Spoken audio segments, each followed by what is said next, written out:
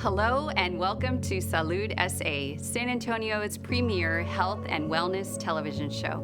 I'm your host, Anastasia. On this show, we explore the diverse world of alternative healing and wellness. Each month, I feature interviews with local entrepreneurs and community members who have created unique businesses and groups centered around the mind, body, and spirit well-being. This month, I'll introduce you to an inspiring group of people who are passionate about dream work, Iz and Vic of Dreamworkers.Lucid, and returning guests, Kristi and Becca of Two Host Gardening. Together, they're a wealth of dream knowledge, and they understand the practice and potency of dream sharing. They also focus on lucid dreaming and exploring indigenous dream practices. Join us as we delve into the fascinating realm of dream exploration with these insightful souls.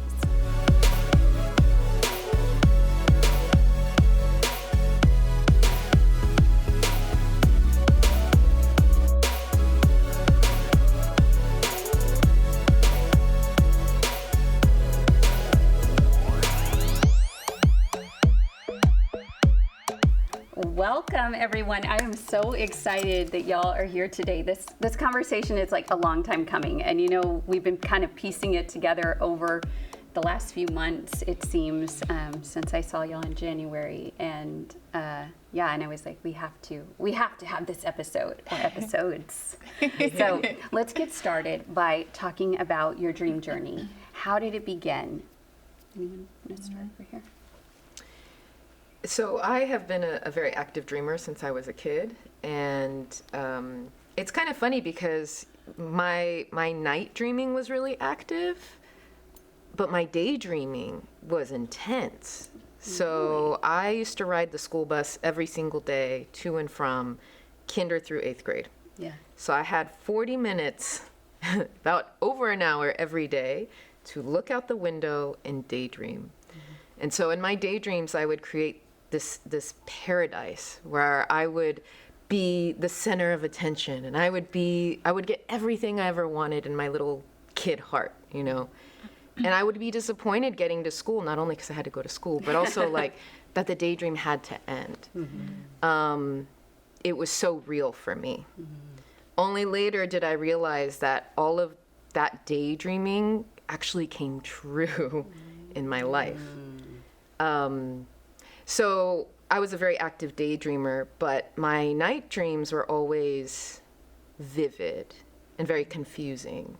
And so I'd go to school and I would tell my best friend. That's the only person I would ever tell, my best friend. She was the only person who cared. Right. And I think the feeling was always like, nobody will understand this. Mm-hmm. I don't understand this. But I think I always had this big question mark of like, why at night do we get all of this information? Why do we have all these experiences? Why am I always waking up confused? It doesn't make sense that this is where it ends. Mm-hmm. It doesn't make sense that I have to pretend that this didn't happen. So I think as a kid, I really started to understand that there was a big question mark there. Like, why can't we talk about our dreams? Mm-hmm. Why is this something that we just have to toss away? Mm-hmm. So I've been a prolific journaler. I've journaled all my life. Dreams have been a big part of that.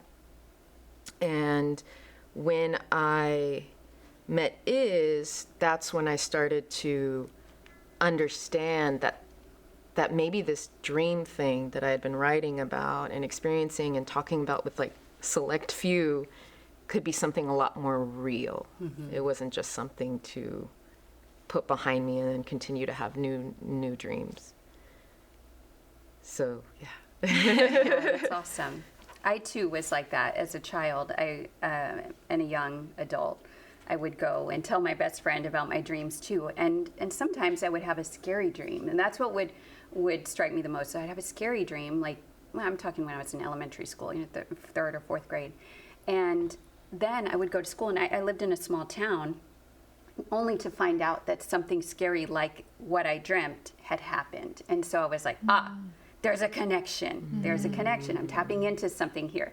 And so as a young child, I got fixated on my dreams and always wanted to explore them. And of course, only with my best friend, because it was like, who am I going to tell this to? And who cares? I was being chased around, like, or whatever in my dreams. So, And what about you, Iz?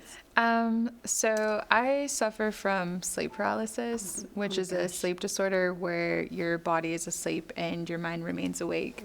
And so most people who experience this will share it as a rather scary experience because it is.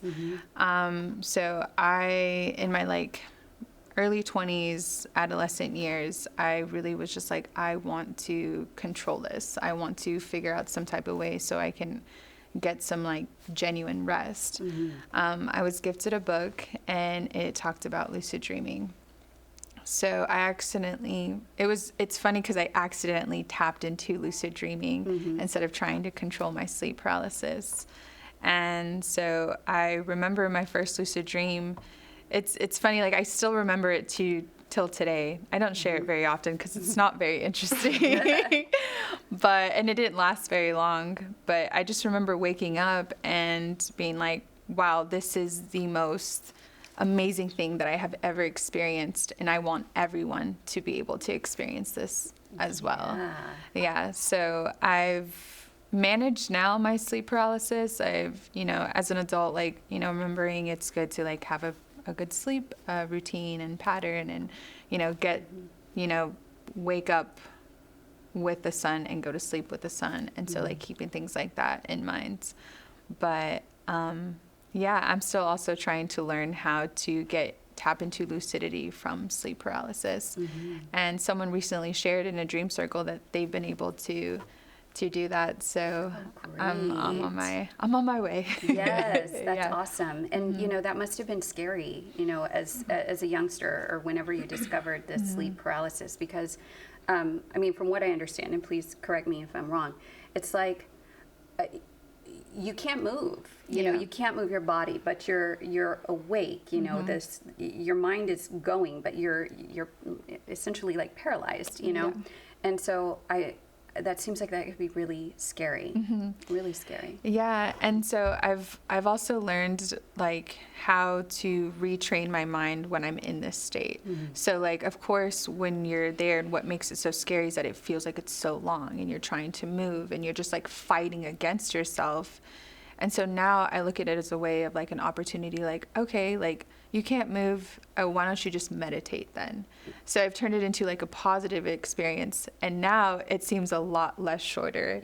To where sometimes I it's already over. I almost sometimes want sleep paralysis. I know that's probably really weird to say, but it forces me to be with myself.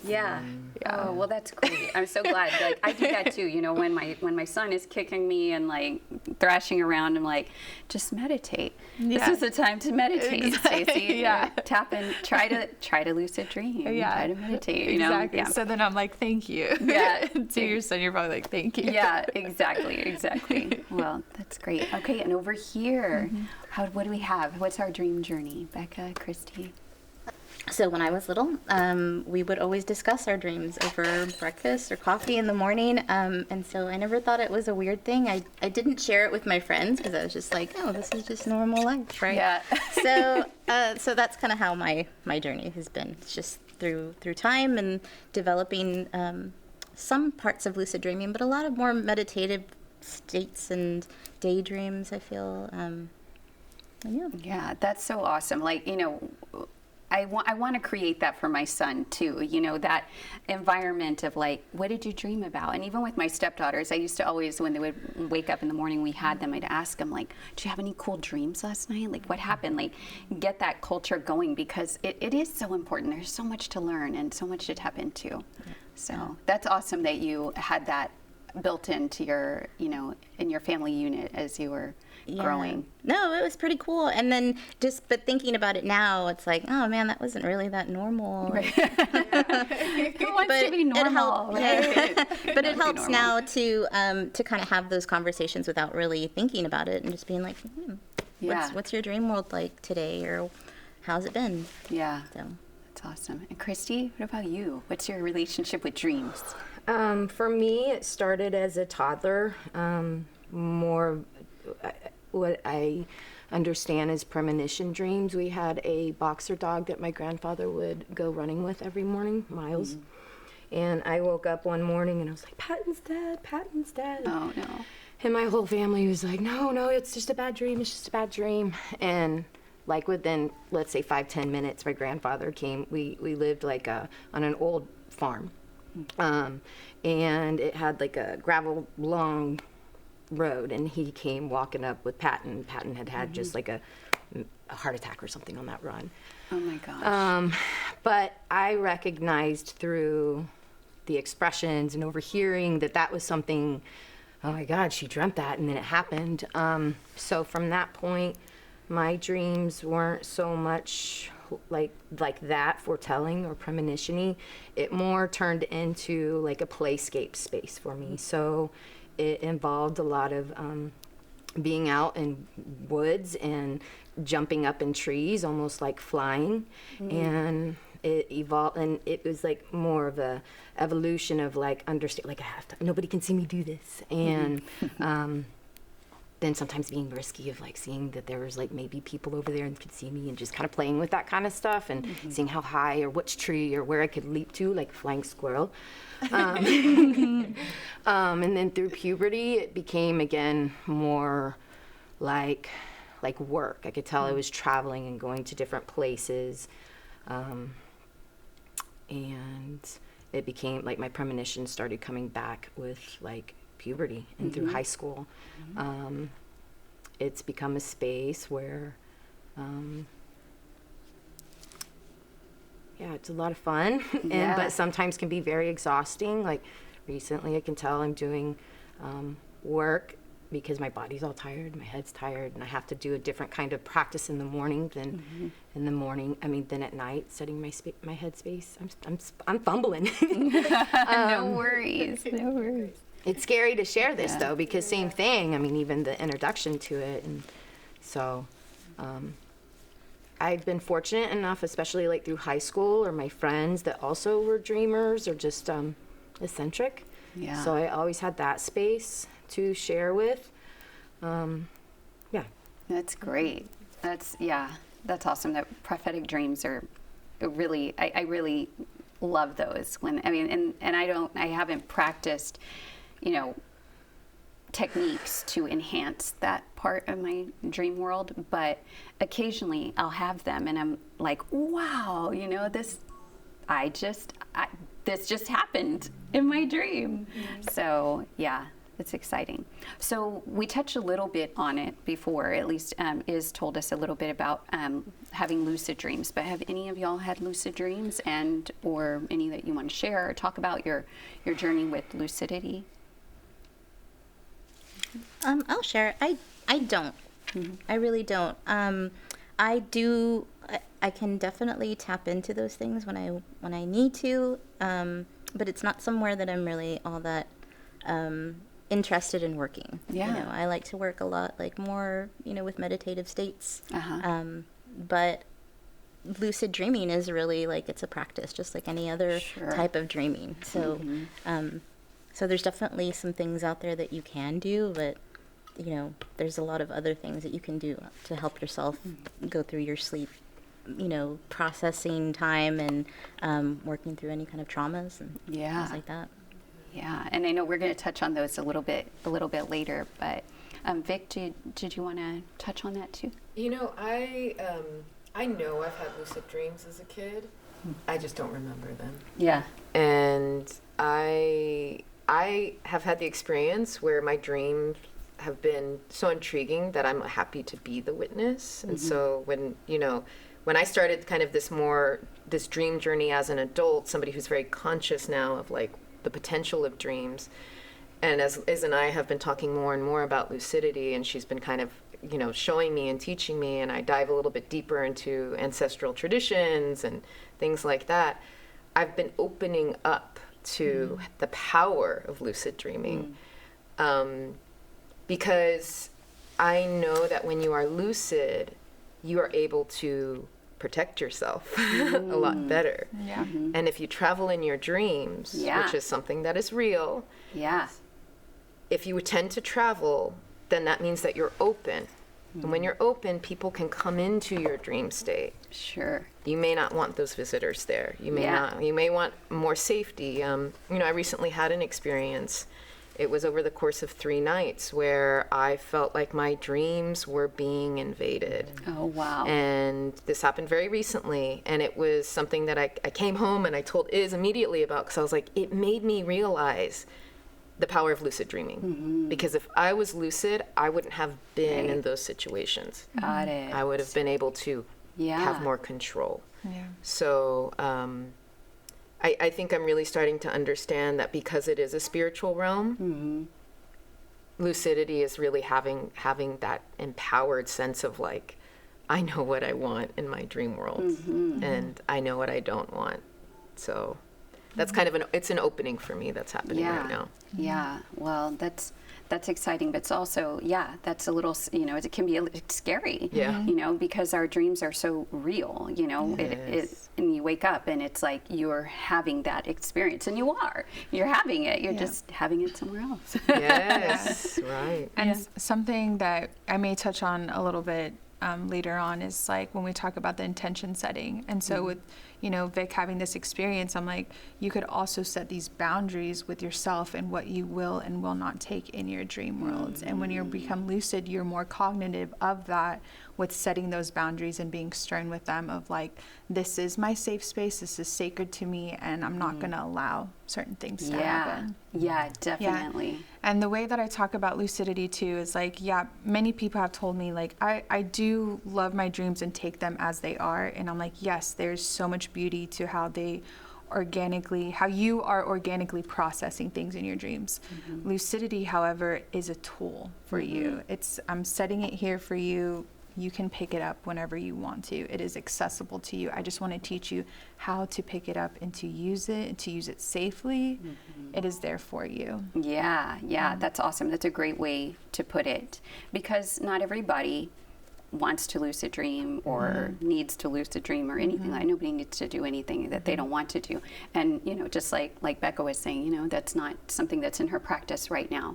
To me, lucid dreaming and becoming lucid, in my dream world is like the ultimate mindfulness practice, because I feel like during the day I'm constantly trying to stay present, right? We all do. We're tuning with our breath, when we get wound up or whatever, and then, because I, have this goal of like, I want to lucid dream, like by the end of the year, it's like, dang it, I'm going to have a lucid dream. I set all these reminders in my phone. And so they go off and my watch goes off and it's like reality check. So am I dreaming? Am I awake? I'm feeling my hands. I'm looking at my hands. And I know I told you last time I saw you that it happened, and it happened so fast. It's like I had just started doing it regularly, but it was so funny, and the universe is hilarious. It has a great sense of humor, and your higher self has a great sense of humor.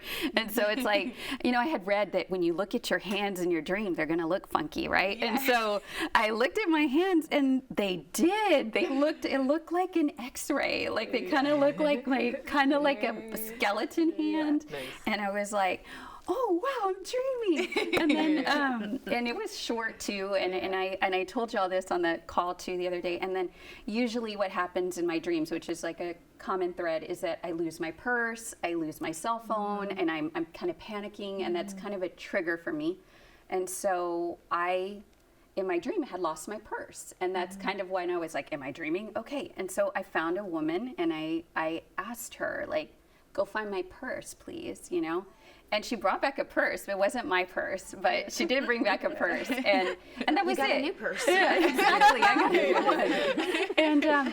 And it was such a fast lucid dream, and then I fell out of lucidity. But even the part about sharing it with y'all was that Kristi in that conversation was like, she helped you. This woman helped you, and like we were talking about getting help or like having someone take some additional photos while we were here, and y'all had a resource, and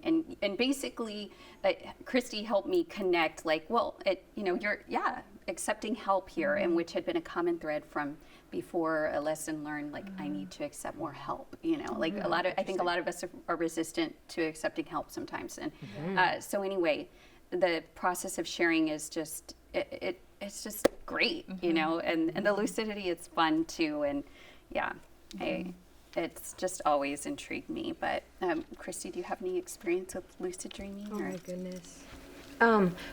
While you were talking, I was thinking about it would maybe be a good idea to give a short, what is lucid dreaming? You know, like, yes, that's true. That's true. because we know, but yeah, our audience thank you doesn't. for that. That should have been the first question, right? What's lucid dreaming? Yeah. I just thought about it. Yeah, no, that is a great question. So, I mean, to simply define it, like lucid dreaming is the ability to control your dreams. You're able to make more cognitive decisions. The thing that I've learned throughout the time is that there are kind of like phases to lucidity. And I still don't know if I want to say phases or spectrums, or if there's a type of like going up or going down. But some people can know that they're in a dream and then not control things. Some people can only control like a certain amount of things, maybe their avatar, maybe their environment, what they're going to do next. But I think that once you have more practice, and what I tell people, it's like, okay, for instance, flying, you know, people will fly as soon as they become lucid, and flying looks different to a lot of people. So people can be taking like big leaps. Some people can be like literally have wings. Some people, like whatever your interpretation of flying is how you're going to fly. And so I tell people it's important to kind of create these new neural paths in your mind to tell you that you do have these capabilities in your dream world. Because like as of right now, like, I mean, if I was dreaming, I would just fly to the moon if I want to. I mean, Yeah. and yeah, I think that, yeah, I'm sorry. No, that there's various levels to Yes. lucidity, which I hadn't thought about before. But yeah, I can totally see where, you know, where there would be different levels. It's like, are you just controlling yourself? Are you controlling the environment? Are you controlling everything? Yeah. I keep like, you know, my goal of lucid dreaming is like, I'm gonna see like I'm gonna be with Oprah and we're gonna meditate, or it's like there's, you know, I'm gonna see Dr. Joe and we're just like gonna like, we're gonna have the greatest meditation in Deepak Chopra. Like I have all these like, you know, these fun fantasies that you know, but I'm ready to meditate because I know that I have a friend who lucid dreams all the time, and he was telling me, like, you know, some of the great Buddhist monks and everything, you know, that they have dream yoga, and they're basically dreaming nonstop, you know, nonstop. And, you know, that one of the greatest things to do when you're lucid, he told me, because he's in my meditation group, he's like, well, if you ever become lucid in your dream, you should meditate. And I was like, you're right, I should meditate, because that would be so awesome. Like, that would be the ultimate meditation, right? That's actually the book that got me into lucid dream, was the Dream Yoga. Really? I'm reading that one right now, or I'm Yes. reading one on Dream Yoga right now, or I'm not really reading it, I'm listening to it. Yes. Audio And book. I met someone and they talked about how like actively they like lucid dreamed almost every night, and he would be like, it's so exhausting, I wake up so exhausted. And I was just talking to Kristi, like, what is the content of your dream? Because if you're very active, like physically active, if you're like, you know, fighting the bad guys and doing really active things, then you're going to feel emotionally exhausted in the morning. So I told him, like, why don't you try to rest? Why don't you try to sleep in your dreams? And he was just like, what? Like, I've never heard of such a thing. Like, I'm like, yeah, you should try to rest if you can control that, you know, meditate. Yeah. It's a very kind of like healing perspective, I think. You mentioned, you know, Dr. Joe and another kind of, you know, Deepak Chopra. These are people who are very influential in like the spiritual wellness kind of field. So it's like, with that perspective, you're using your lucid dream as a space to heal. And so that's a large part of like what we talk about in Dream Circle, is that like lucid dreaming offers a lot of potential benefits. And the fact that you know exactly what you want to do in your lucid state is cool, because what so often happens, I think, from what it sounds like, is people have lucidity and then they're like, what the hell do I do? Yeah. You know? Yeah. What do I do with this? And then it goes away. So I think what I'm starting to understand and what I'm communicating now is like, when you become lucid, know what you want. Yeah. And that also helps you know what you want in your waking life too. Yes. Sometimes that's a hard question to answer. Yeah. What do you really want? What do you want to experience? Yeah. A lot of people are too afraid to even say. Yeah. So in a way, you know, dreaming is kind of that dress rehearsal, giving yourself that like ability to have what you want, so that in real life you'll be closer. You know. Exactly. You can carry that lucidity into the waking life, into reality. Because at the end of the day, it is so multidimensional, and this is a multidimensional space we are physically in. And so just listening to this, it helped me to connect to just the couple things I shared. And so it is so much of a, for sure, spiritual thing, but it's so much going on in our cognitive realm as well. And I feel like lucidity for me started off as playing, and now connecting to what you were saying, and the fear of, oh, nobody can see me, and how those lucidity dreams started for me in that play realm. And that's definitely a space that, like, still as a 40-year-old woman is my playscape, because I feel like in this realm there is so much that I'm seeing and experiencing that it just needs to be play at the end of the day. Yeah. And not so serious. And not that you don't have work and centering and all the things that you need to do in either spaces, but it's a, I don't know, you can carry it. That's something I'm starting to discover over the last couple of years, is like, you can carry that over into this space. Like, that's where you actually integrate into the 3-dimension. Yeah. That's awesome. That's awesome. Well, you know, we are barely even scratching the surface here, and we're almost out of time. So, Iz and Vic, before we cut and go on to our next show, tell us where we can find you. Okay. So on social media, we are Dreamworkers.Lucid. Vic and I, we host dream circles once a month in various locations in San Antonio. And we keep our dream circles very small and intimate, with a capacity of 8 people. It's for 1 hour. We make it known in these spaces that it is like safe to express your dreams, because dreams are reflections of our conscious and subconscious, and they are pieces of us and how we process. And so they're very vulnerable. So we move around a lot, so the best way to find us would be via social media. Great, great. And over here, Kristi and Becca, where can we find y'all? Well, of course, you can find us at on Instagram, Tuho's Gardening, but we're also, I don't know, can I talk about the well, or is that? Yeah, okay, sure. okay. But you can also find us on Instagram as the well, or the Well Cooperative, and Instagram, Facebook, websites, tuhosgardening.com. Great. Well, thank you, ladies, so much. Thank you. Thank you. Thank you so much for having us. Thank you.